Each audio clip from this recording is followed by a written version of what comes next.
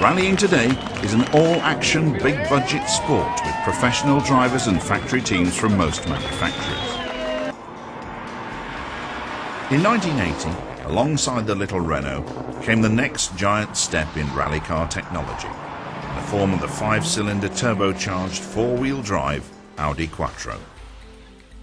Audi was an old name in the German industry, but it was relaunched in the 1970s on a worldwide basis as part of the VW family. The company's roots went back to the famous pre-war names of Auto Union and DKW, so innovation in technology was nothing new to them. These two brands have produced some of the world's most famous racing cars and motorcycles.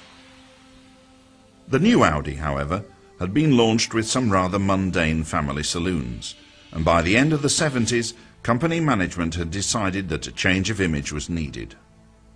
Vorsprung durch Technik, progress through technology, was the Audi slogan, and the Audi Quattro represented true Vorsprung in the world of rally competition. It was as significant to rally car development as the Lancia Stratos had been 7 years earlier. Rival manufacturers had initially been sceptical about four-wheel drive's advantages in rallying, thinking it too weighty and too complicated. The Quattro soon made believers of them. It won the first rally it ever contested, the Austrian round of the European Championship, only 2 weeks into the 1981 season. Then, in what was essentially the car's development year, Hannu Mikkola won World Championship rounds in both Sweden and Great Britain. Obviously, much of the focus of the 1982 World Championship season was going to be upon the Audi effort. Even more so because one of their best chances of taking the title was the attractive all-woman team of Michèle Mouton and Fabrizia Pons. The dark-eyed Frenchwoman had already proved herself the equal of any male rivals by winning the San Remo round of the World Championship in 1981, the first ever such victory by a woman. Michèle is still the only female to win a World Championship motorsports event of any description.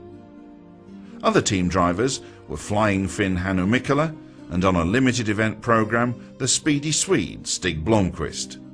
But even before the end of the 1982 season, Michèle had outscored these formidable teammates in terms of both wins and places. The most serious rivals to Audi's bid for World Championship glory were always going to be the combination of Germany's Walter Röhrl and the well-proven Opel Ascona. But even he recognized the threat posed by Audi's new technology.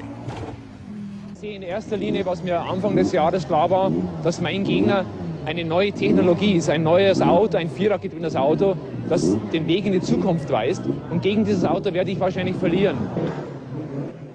Walter was never one of rallying's most flamboyant characters, but he was a fearsome and intelligent rival. Certainly, no one overshadowed him in terms of driving skills, and he was never a pilot who adopted the win-or-crash strategy. If he knew his car couldn't match the pace of the Audis in certain conditions, then he would gladly settle for whatever points he could get, rather than go off the road and get none at all. And so it was that by the final World Championship rally of the season, on West Africa's Ivory Coast, the championship had come down to a straight fight between Röhrl and Michèle Mouton. Thanks to her efforts and those of Mikkola and Blomqvist, the Audi Quattro had already wrapped up the World Manufacturers' Championship. Michèle had scored 3 outright wins for the team, and Mikkola and Blomqvist had scored 1 each. The question in Africa was whether Audi could take her to the individual title that she so richly deserved. Sadly, tragically, the answer was no. Her father was dying from a terminal illness as the season drew to a close, and Michèle at times felt like withdrawing from the title battle. But it was her father's last wish that she should continue to strive to be motorsport's first ever female world champion. So strive she did. Cruelly, the championship was taken from her grasp in the very final stages. Röhrl roared on to victory as a devastated Michèle sat by the roadside with the Audi's transmission broken.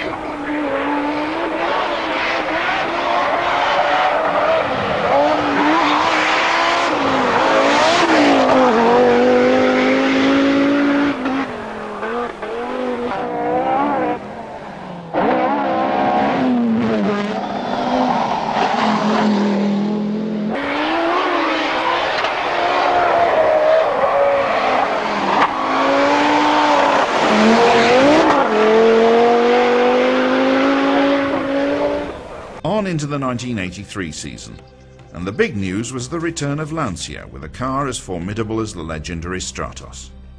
A rally version of the Monte Carlo Sports Saloon, code-numbered the 037, the Lancia Rally bore little resemblance to its road-going counterpart. The previous season had seen the introduction of Group B, but both Audi and Opel, the season's champions, had elected to continue in the old Group 4 class for more production-oriented cars produced in greater numbers. Lancia had been the only manufacturer to go straight into the new class, which had much more relaxed rules. Only 200 cars had to be built for Group B, as against 400 in Group 4. More importantly, manufacturers were also permitted to build evolution models of the same car. The minimum build limit for these anything-goes machines was just 20 cars. It was hardly surprising, therefore, that the company which gave us the Stratos went wholeheartedly for the new concept. Lancia treated 1982 more or less as a development year, suffering but solving all kinds of problems with both engines and chassis. They got their reward in 1983, when new signing Walter Röhrl won 3 championship qualifiers, while teammate Marco Allen took 2 more. The Group B Lancia Rally deservedly gave the company its first manufacturer's championship since the glory days of the Stratos in the mid-70s.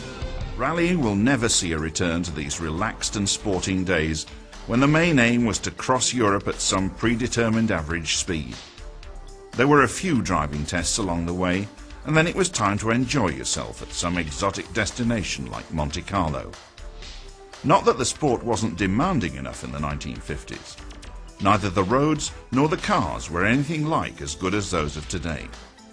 Just getting a car from London to Monte Carlo at any kind of speed was an achievement in itself, especially when it involved crossing alpine passes 10,000 feet high with cars whose power which rarely exceeded 60 or 70 horsepower.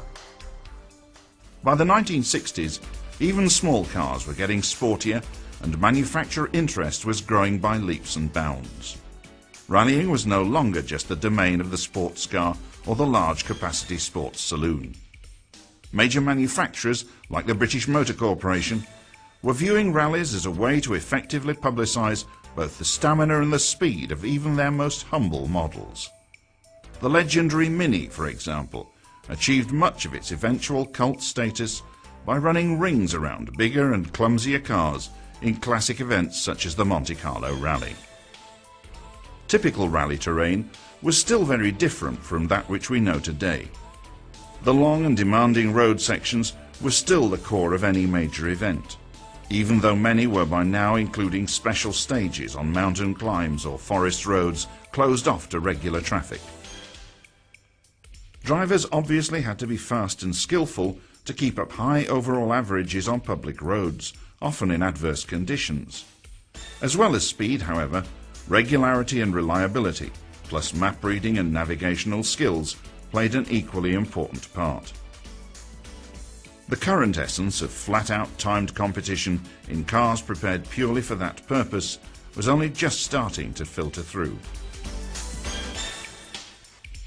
By the time the 70s arrived, public road sections were really only included in rallies to link the special stages and to retain the essential character of the sport. The co-driver was now there to read pace notes rather than route maps.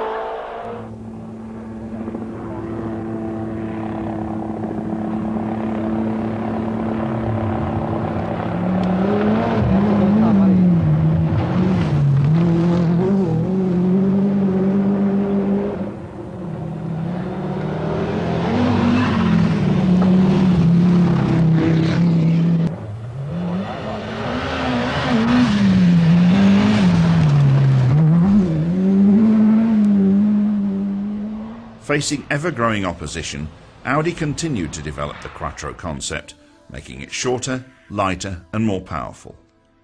Audi went rallying to promote its Quattro concept of four-wheel drive production cars, and saw no marketing and sales value in producing specials which had little or no direct relationship to the cars it actually sold to the public. Power, however, always seemed to be uppermost in the minds of the German engineers. So when they started taking advantage of the Group B rules to build more specialized versions of the production Quattro, it was to this engine that they turned first. Through 1983 and 1984, the power output of Audi's five-cylinder engine went up and up and up.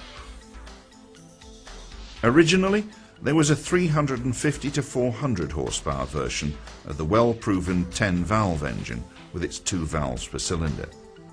This was more than good enough to power Hanno Mikkola to the World Drivers' Championship in 1983, despite the determined efforts of Lancia drivers Walter Röhrl and Marco Alén. In mid-1984 came a fire-breathing Evolution version. 4 valves per cylinder, more turbo boost to take advantage of the improved engine breathing, and even experiments with water injection to cool and expand the fuel mixture charge. There was from 450 to 550 horsepower on tap, depending on where the driver positioned the turbo boost control. At that time, no rally car had developed more power.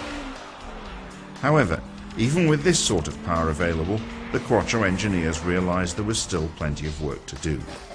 The production car still dictated the layout of things like engine positioning, and the Quattro had originally been developed from a front-wheel drive car. In four-wheel drive configuration, the engine was mounted much too far forward in the chassis for optimum handling, especially on tight tarmac sections. Powerful it might be, but the Quattro was still rather on the clumsy side and could be hard work for its drivers. Luckily, however, the World Rally Championship had by now developed into a series where remote dirt tracks outnumbered true road stages by about 10 to 1. This suited the high traction capabilities of the Audi and the sideways driving style of Sweden's Stig Blomqvist. He's been described as driving a four-wheel drive rally car just as he used to drive the old rear-wheel drive models. He'd keep the rear end hanging way out, but with all 4 wheels sliding rather than just the back ones. The Quattro allowed him to drive like that, putting all its 500 plus horsepower down onto the road at all times. The result was a double world championship for Audi in 1984. Blomqvist was world champion driver and Audi took the manufacturer's title. At the time, the German Blitzkrieg must have looked unstoppable.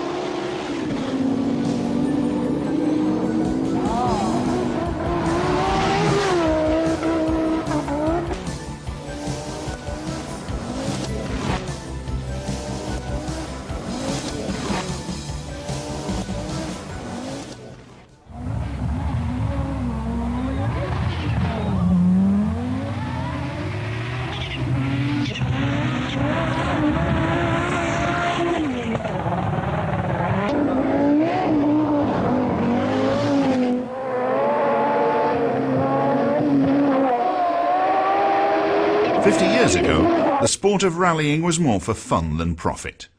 Drivers mostly owned their own cars and relished the idea of long-distance events across Europe. It was generally a relaxed and quite gentlemanly affair, but not anymore.